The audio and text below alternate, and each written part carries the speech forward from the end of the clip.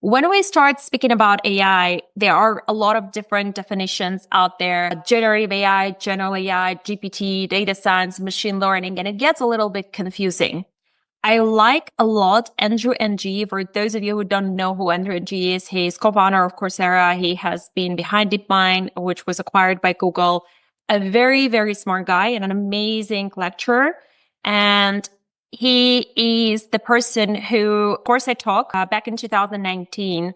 And if we look at the AI map, I like to visualize things. That's normally how my brain works. So you would see a couple of flow charts and visualizations throughout today's deck. We think about AI as a space of data science, and then, like, if we just simplify it in that way, within data science, there are multiple AI disciplines and multiple areas of research.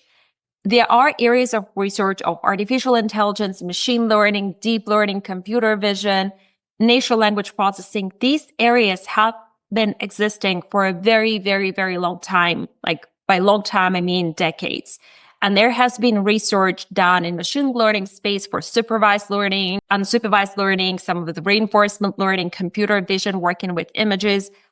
Tools like remove background have been existing for years, right? Tools like predictive analytics have been existing for years. The space which is new is Gen AI or generative AI.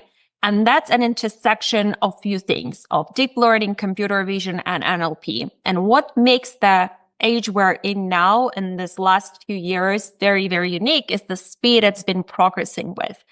And if before the AI was able to do a lot more simpler tasks, nowadays it's actually mimicking a lot the way humans think, and you could operate with a machine not having any technical degree. You're able to give tasks in your natural language, meaning like in plain English or whichever language you use. If you haven't seen Andrew Ng's course, strongly recommend that. So we are going to today focus on Gen AI use cases. We're not going to talk about machine learning, computer vision, etc., because there are plenty more use cases we could talk about. There are 4 core AI marketing applications. If you have been to any of my webinars before, there is one we have organized with Supersite. You've seen that. In a nutshell, we think about using AI in marketing in 4 core areas: in planning our work, in data analysis, in creative work, everything related with creatives, in the service part, things like chatbots, customer support, etc.